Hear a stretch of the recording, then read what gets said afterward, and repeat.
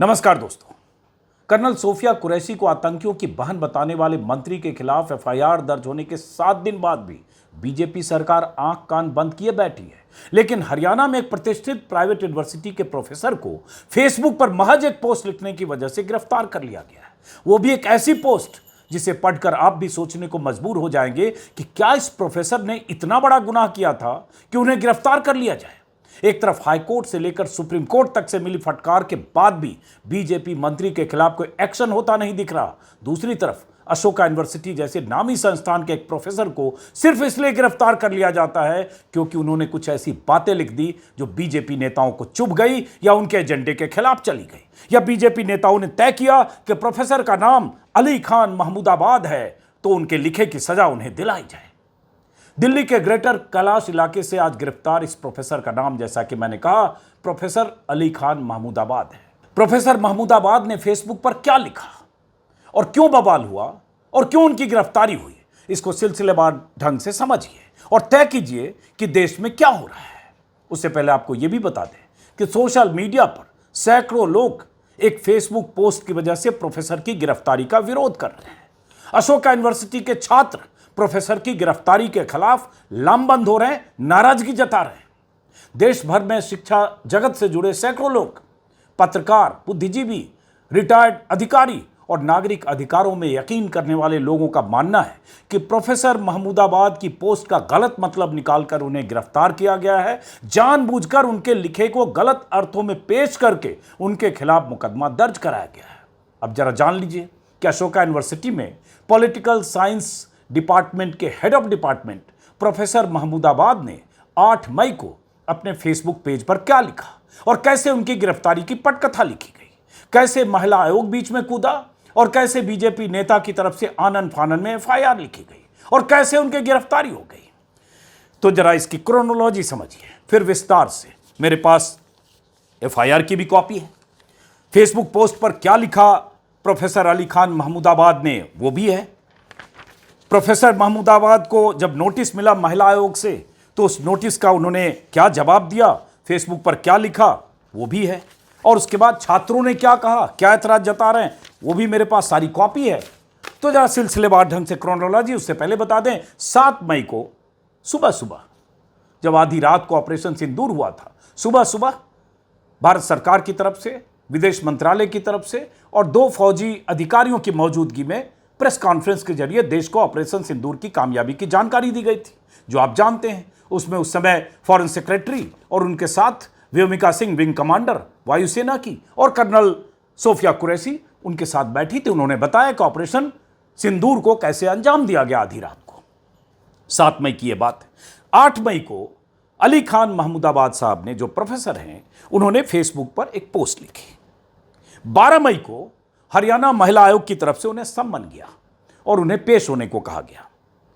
14 मई को पेश होने का आदेश था उनके लिए, लेकिन वो पेश नहीं हुए। तो 15 मई को महिला आयोग की जो मुखिया है हरियाणा की, वो खुद यूनिवर्सिटी पहुंच गए प्रोफेसर की तलाश में, और वहां कुछ तमाशा हुआ या उन्होंने इंतजार किया या पुलिस वहां नहीं आई, जो कुछ भी हुआ। 18 तारीख को, यानी आज जब मैं वीडियो रिकॉर्ड कर रहा हूं, तो प्रोफेसर अली खान महमूदाबाद दिल्ली से गिरफ्तार कर लिए गए। ये तो क्रोनोलॉजी है। इस बीच ये भी पता चला मुझे भास्कर से, दैनिक भास्कर से, कि एक सीनियर पुलिस अधिकारी नाजनीन भसीन को सोनीपत से सीपी के पद से हटाया गया है। उसकी वजह भी प्रोफेसर महमूदाबाद की गिरफ्तारी या महिला आयोग की शिकायत, इससे कोई रिश्ता है। हालांकि अधिकृत तौर पर इसके बारे में जानकारी नहीं है, और अशोका यूनिवर्सिटी सोनीपत जिले में आता है। अब जरा फेसबुक पोस्ट वहां से शुरू करते हैं, और यह समझना जरूरी है, और साथ में जब आप ये सुने पढ़ें तो जहन में रखें कि एक मंत्री भी है जिसकी गिरफ्तारी तो छोड़िए, एफआईआर के बाद भी उसके खिलाफ कोई एक्शन नहीं हुआ, आज भी कुर्सी पर बैठा है, लेकिन उसका नाम विजय शाह है और ये अली खान महमूदाबाद है। क्या लिखा है उन्होंने, गौर से सुनिएगा, चाहे बीजेपी के समर्थक हों या विरोधी। महमूदाबाद ने जो पोस्ट लिखी है उसका हिंदी तर्जुमा मैं दैनिक भास्कर के हवाले से बता रहा हूं। उन्होंने लिखा, पूरी पोस्ट बताता हूं क्योंकि विस्तार से समझना जरूरी है। उन्होंने लिखा, अब भारत ने स्पष्ट कर दिया है कि पाकिस्तान के आतंकी संगठनों और पाकिस्तानी सेना के बीच कोई फर्क नहीं किया जाएगा। यदि कोई आतंकी हमला होता है तो भारत की प्रतिक्रिया पारंपरिक सैन्य कार्रवाई के रूप में होगी। इससे पाकिस्तान की सेना पर जिम्मेदारी आ गई है कि वह आतंकियों को संरक्षण न दे, क्योंकि अब उनके पीछे नहीं छिप सकती है। बिल्कुल परफेक्ट, यही भारत सरकार का स्टैंड है और यही हर देशवासी यही मानता है, यही सोचता है। आगे उन्होंने पाकिस्तान की दोहरी नीति पर उन्होंने टिप्पणी की, जिसमें लिखा, पाकिस्तानी सेना लंबे समय से आतंकियों का इस्तेमाल भारत को अस्थिर करने के लिए कर रही है, जबकि अंतर्राष्ट्रीय स्तर पर खुद को पीड़ित दिखाती है। उन्हीं आतंकी संगठनों ने पाकिस्तान में सांप्रदायिक हिंसा भड़काई है। बिल्कुल परफेक्ट, इससे किसी को ऐतराज नहीं होना चाहिए, सही लिखा उन्होंने। इसके बाद प्रोफेसर ने लिखा, इस सैन्य कार्रवाई ने भारत पाकिस्तान के संबंधों को पुरानी समझ को बदल दिया है। भारत ने सैन्य प्रतिक्रिया में सावधानी बरती कि आम नागरिकों या सैन्य ठिकानों को नुकसान न पहुंचे, जिससे युद्ध का विस्तार न हो। संदेश साफ है कि अगर पाकिस्तान आतंकवाद को नहीं रोकता तो भारत खुद कदम उठाएगा। यही भारत सरकार का स्टैंड है और बिल्कुल साफ, इसमें कहीं कोई दिक्कत नहीं है। यही भारत सरकार ने कहा कि हमने आतंक के अड्डों को निशाना बनाया, हमारी लड़ाई पाकिस्तान से नहीं थी। उसके बाद युद्ध के खिलाफ चेतावनी प्रोफेसर ने दी अपनी पोस्ट में। उन्होंने कहा, कुछ लोग बिना समझे युद्ध की वकालत कर रहे हैं, जबकि उन्होंने कभी युद्ध देखा नहीं। युद्ध सबसे ज्यादा गरीबों को नुकसान पहुंचाता है। इसका लाभ केवल राजनेताओं और हथियार कंपनियों को होता है। राजनीति का इतिहास हिंसा से जुड़ा है, लेकिन फिर भी सैन्य तरीकों से कोई राजनीतिक समस्या स्थायी रूप से नहीं सुलझती है। ये बहुत सारे लोग उस समय से नो टू वार लिखकर कैंपेन चला रहे थे। बहुत सारे इस देश में लोग हैं, होने चाहिए, हर आदमी की अलग अलग राय है, तभी हमारा देश दुनिया का सबसे बड़ा लोकतंत्र है। इन्होंने आगे लिखा कि राजनीतिक पाखंड की आलोचना की कि कई दक्षिणपंथी लोग सैन्य अफसर कर्नल सोफिया कुरैशी की तारीफ कर रहे हैं, लेकिन वही लोग देश में मुसलमानों के खिलाफ नफरत, मॉब लिंचिंग और घरों को अवैध ढहाने पर चुप रहते हैं। अगर वो वाकई न्यायप्रिय हैं तो हर भारतीय नागरिक की सुरक्षा की मांग करें, न कि दिखावे के लिए। बस यही दिक्कत है और इनके यही लिखने से बहुत लोगों को तकलीफ हुई होगी, या बीजेपी राइट विंग के लोगों को लगा होगा कि ये क्या लिख रहे हैं, जबकि जो लिख रहे हैं वो क्या है। फिर से रिपीट करता हूं, गौर से सुनिएगा। कई दक्षिणपंथी लोग सैन्य अफसर कर्नल सोफिया कुरैशी की तारीफ कर रहे हैं, लेकिन वही लोग मुसलमानों के खिलाफ नफरत, मॉब लिंचिंग और घरों को ढहाए जाने पर चुप रहते हैं। वो न्यायप्रिय हैं तो हर भारतीय नागरिक की सुरक्षा की मांग करें, न कि दिखावे के लिए। एक सवाल उठा कि प्रधानमंत्री मोदी ने अच्छा संदेश देने की कोशिश की कि वहां कर्नल सोफिया भी है, व्योमिका सिंह भी है और विक्रम मिस्री भी थे, फॉरेन सेक्रेटरी, जो कश्मीरी पंडित थे। लेकिन यह कहना गलत है क्या कि इस देश में मुसलमानों के घरों को ढहाया गया? यह कहना गलत है कि बुलडोजर से टारगेट किया गया? यह कहना गलत है कि बुलडोजर जस्टिस के नाम पर बुलडोजर इनजस्टिस हुआ? और यह कहना गलत है क्या? हुआ नहीं क्या? सुप्रीम कोर्ट ने किस तरह से जस्टिस गवाई, जो अभी चीफ जस्टिस है, उनकी बेंच ने कितनी फटकार लगाई और किस तरह से बुलडोजर एक्शन को रोका, कितना बड़ा फैसला दिया? यह गलत है क्या? यह सब तो तथ्यात्मक तौर पर साबित हो चुकी है बात कि देश के अलग अलग राज्यों में, बीजेपी शासित राज्यों में बुलडोजर से मुसलमानों के घरों को निशाना बनाया गया। किसी भी आरोप में, मामूली आरोप में कोई नामजद हुआ नहीं कि उसके घर को रौंद दिया गया बुलडोजर से। यह अलग बात है कि उसकी एक प्रक्रिया होनी चाहिए, उसका एक तरीका होता है, कानूनी विधान, अधिकार होता है, अदालत तय करे। यही सुप्रीम कोर्ट ने कहा कि ऐसे आप किसी के घर को नहीं गिरा सकते, और ये सब कुछ होता रहा। तो उन्होंने यही एतराज, लिंचिंग हुई नहीं है क्या? जय श्री राम बोलने को मजबूर रिक्शे वाले को करके पीटा नहीं गया है क्या? कानपुर में से लेकर रांची में या अलग अलग हिस्सों में ऐसी घटनाएं नहीं हुई हैं क्या? उस विस्तार में नहीं जाऊंगा, लेकिन ये हुआ है।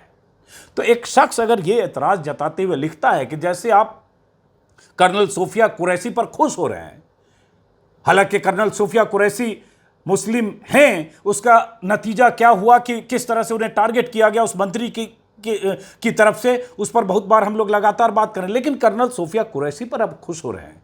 तो फिर आप सबको, हर मुसलमान को, देश की मुस्लिम आबादी को उसी नजरिए से देखते हैं क्या?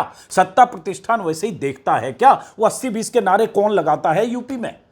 वो कटेंगे तो बटेंगे, एक रहोगे तो सेफ रहोगे, कौन लोग कहते हैं? तो उन्होंने ये सब नहीं कहा, लेकिन इसकी व्याख्या ऐसी की जा सकती है, लेकिन यहां चुभ गई बात। उसके बाद उन्होंने लिखा कि जब एक मुस्लिम नेता ने पाकिस्तान मुर्दाबाद कहा तो पाकिस्तानियों ने उसे ट्रोल किया और भारत के दक्षिणपंथी लोग कहने लगे ये हमारा मुल्ला है। यह बात दिखाती है कि भारत की राजनीति में सांप्रदायिक सोच कितनी गहराई तक घुस गई है। यह तथ्य है। हजारों पन्ने इस पर लिखे जा रहे हैं और हजारों पन्ने लिखे जाएंगे। इतिहास में हमेशा के लिए दर्ज है कि सांप्रदायिक राजनीति देश में हो रही है। राजनीति में हिंदू मुसलमान के नाम पर बांट के एक सियासी फसल काटी जा रही है, इसमें कोई गलत नहीं। लेकिन अगर उन्होंने कम शब्दों में ये लिखा तो इसका किसी को इसका दूसरा अर्थ निकालकर प्रोफेसर के खिलाफ गिरफ्तारी की पटकथा लिखने की जरूरत क्या थी? क्या यह गुनाह है? अभिव्यक्ति की आजादी के तहत ये एक लाइन भी इसमें लिखी गई बात ऐसी नहीं है जो आपराधिक है, जो देश के खिलाफ है, जो इवन सरकार के खिलाफ है। कुछ नहीं लिखा उन्होंने। सेना की तारीफ उन्होंने की। भारत सरकार का जो पोजीशन है भारत सरकार की, उस पोजीशन की तस्दीक की। कुछ भी ऐसा नहीं। आखिरी प्रोफेसर ने लिखा, प्रेस कॉन्फ्रेंस में जो 2 महिला अधिकारी सामने आई वो एक ऐसे भारत की झलक थी जो पाकिस्तान के निर्माण के तर्क को चुनौती देता। कितनी खूबसूरत बात लिखी है प्रोफेसर ने। एक ऐसा भारत जो विविधता में एकता का प्रतीक है, लेकिन जमीन पर मुसलमानों की जो हकीकत है वो सरकार की तस्वीर से मेल नहीं खाती। फिर भी यह प्रेस कॉन्फ्रेंस एक उम्मीद की झलक जरूर देती। बहुत शानदार बात लिखी है। यह बात सही है कि एक ऐसे भारत की झलक है जहां व्योमिका सिंह भी हैं, जहां कर्नल कुरैशी भी हैं, जहां विक्रम मिस्री हैं, लेकिन दुर्भाग्य से उसी भारत में कोई विजय शाह भी है। फिर भी उन्होंने कहा कि यह पाकिस्तान के निर्माण को चुनौती देता है, क्योंकि पाकिस्तान में यह तस्वीर नहीं दिख सकती। धर्म के आधार पर बना हुआ एक मुल्क है, इस्लामिक स्टेट है, और देश भारत हमारा हिंदू मुस्लिम सिख ईसाई सर्वधर्म संभाव वाला संविधान की बुनियाद पर बना देश है, मुल्क है, जहां सबको समान अधिकार है। वहां प्रेस कॉन्फ्रेंस करते वक्त, जैसा कि मैंने कहा, सोफिया कुरैशी भी है, व्योमिका सिंह भी है, और यह फैसला बहुत सही था मोदी सरकार का। मैं ये भी कहूंगा, उन्होंने भी तारीफ की। उन्होंने कहा, सिर्फ इतना कहा, ऐसा भारत जो विविधता में एकता का प्रतीक है, लेकिन जमीन पर मुसलमानों की जो हकीकत हो सरकार की तस्वीर से मेल नहीं खाती है। यह क्या गलत कहा? यही तो हो रहा है। यह तो साबित कर दिया प्रोफेसर के इस पोस्ट के साथ, उनकी गिरफ्तारी के साथ। उनकी गिरफ्तारी अगर इस पोस्ट के आधार पर हो रही है अली खान महमूदाबाद की, तो जो उन्होंने लिखा उसे सरकार ने, हरियाणा सरकार ने, पुलिस ने साबित किया कि आप प्रेस कॉन्फ्रेंस में कर्नल कुरैशी को बिठाते हो संदेश देने के लिए। क्या हिंदू और मुसलमान फर्क नहीं पड़ता? पाकिस्तान के खिलाफ कार्रवाई में कर्नल सोफिया भी हैं, विंग कमांडर व्योमिका भी हैं, लेकिन एक प्रोफेसर को, क्योंकि उनका नाम अली खान महमूदाबाद है, वो इस पर सवाल उठाते हैं कि जमीन पर मुसलमानों की हकीकत ये नहीं है, तो उनकी गिरफ्तारी करते हैं। और गिरफ्तारी की पटकथा कैसी लिखी गई, दिलचस्प है। ये तो उनकी फेसबुक पोस्ट की बात। अब जैसा कि मैंने शुरू में कहा, इसकी क्रोनोलॉजी 8 तारीख को लिखा, 12 तारीख को महिला आयोग की अध्यक्षा हैं, हरियाणा राज्य महिला आयोग की अध्यक्षा रेनू भाटिया ने प्रोफेसर महमूदाबाद को समन किया और उन्हें खुद आकर 14 मई को व्यक्तिगत रूप से पेश होने का आदेश दिया। प्रोफेसर पेश नहीं हुए। उन्होंने ट्विटर पर, अपने फेसबुक पेज पर, माफ करिए, उन्होंने 14 तारीख को ही पब्लिक स्टेटमेंट दिया और उसमें उन्होंने अपना पक्ष रखा कि मेरी बातों को गलत तरीके से पेश किया गया है, मेरे कहने का ये आशय नहीं है, और ये भी कि विमेन कमीशन, महिला आयोग के जुडिस्डिक्शन से ये बाहर की बात है और गलत ढंग से मेरी बात को गलत तरह से पेश किया जा रहा है, जो वाकई गलत है। उन्होंने ऐसा कुछ कहा नहीं। ये उन्होंने एक पब्लिक स्टेटमेंट जारी किया 14 मई को और उन्होंने ये लिखा, my statement regarding the summons that I received from Haryana State Women's Commission, the posts that were misunderstood and objected to can be accessed on my Facebook page। ये लिखा उन्होंने। लेकिन यहां तो बीजेपी की सरकार है, महिला आयोग की मुखिया है, तय हो चुका कि ये अली खान महमूदाबाद को सबक सिखाना है।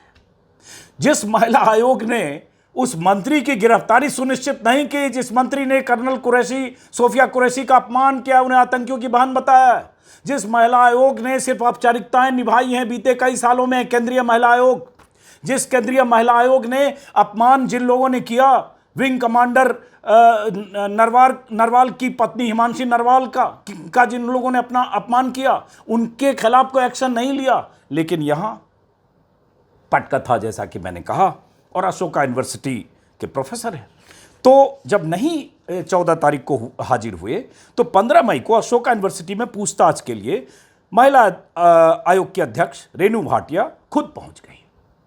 ऐसे जैसे पुलिस कमिश्नर हो, भाई उनकी सरकार है, उनकी पार्टी की, पहुंच गई। इतना जो प्रोएक्टिव महिला आयोग कितनी बार आपने देखा है क्राइम अगेंस्ट वुमेन के मामले में। हिमांशी नरवाल उसी स्टेट की तो हैं जिनके साथ करनाल में रहने वाली वो महिला जिनके पति की हत्या लेफ्टिनेंट के 8 दिन बाद, शादी के 8 दिन के भीतर कर दी गई, और उन्होंने कुछ अच्छी बात कह दी कि मुझे इंसाफ चाहिए, न्याय चाहिए, लेकिन मुसलमानों और कश्मीरियों का पीछा मत करो, तो पीछे पड़ गए उसके लोग। तब महिला आयोग की भूमिका आपने देखी, किस तरह से ट्रोल किया गया, 4-5 दिन तक लिंचिंग कर दी गई, हिमांशी नरवाल की चरित्र हत्या की गई। पूरा ब्रिगेड, ऐसा लगा राइट विंग का ब्रिगेड हिमांशी नरवाल के पीछे पड़ गया। उनकी व्यक्तिगत जिंदगी, पास्ट, उनकी पढ़ाई, उनके दोस्त, उनके परिजन, किसी को नहीं बख्शा। तब महिला आयोग और बीजेपी लेकिन यहां पहुंची। उसके बाद कहा गया कि उन्हें न तो महिला एसएचओ मिली, न ही एसीपी मिली। वहां पहुंची, भाई महिला आयोग की अध्यक्षा पहुंची, उनका एक ईगो होगा।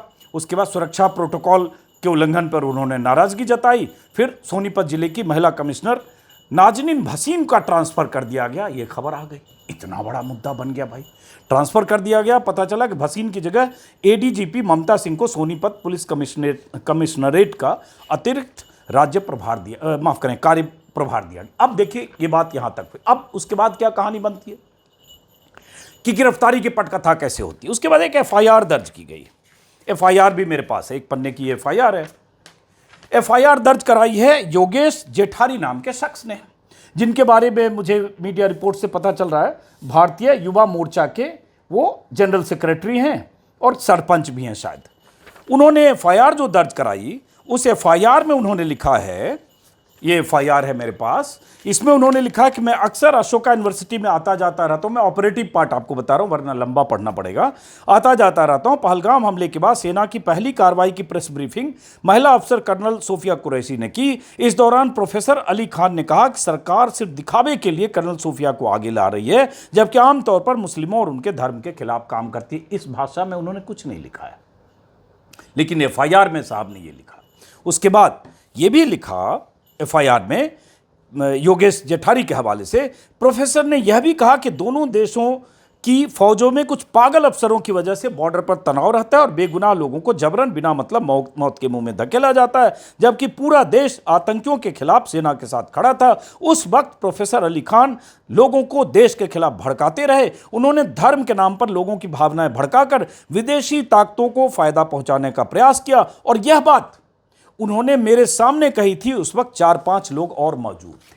मतलब ये जो लिख दिया, अब ये किस तरह से जांच से पता चलेगा कि प्रोफेसर ने ऐसी बात कही, नहीं कही, और कही तो इनके सामने कही, योगेश जेठारी साहब के सामने, और 4-5 लोग वहां मौजूद थे। अशोका यूनिवर्सिटी में अंदर कैंपस में जाने के लिए ठीक ठाक अच्छी प्रक्रिया है। 4 लोगों के साथ ये अंदर गए। अशोका यूनिवर्सिटी में वो प्रोफेसर इनसे बहस करने लगे, जिरह करने लगे, और ऐसी इन्होंने बात कर दी कि फौज में पागल लोग हैं, और उसके बाद ये सब बात कर दी। और उसके बाद इन्होंने नीचे उसमें अपनी एफआईआर में किसी का नाम भी लिखा है कि इनके साथ, जिनमें एक अन्य व्यक्ति भी मौजूद थे, जिनमें शेखर कुछ नाम है, को मैं जानता हूं। शेखर बता सकता है, मतलब इसके लिए इन्होंने गवाह बनाया। अब तो पुलिस की जांच से पता चलेगा कि वाकई ऐसी घटना हुई।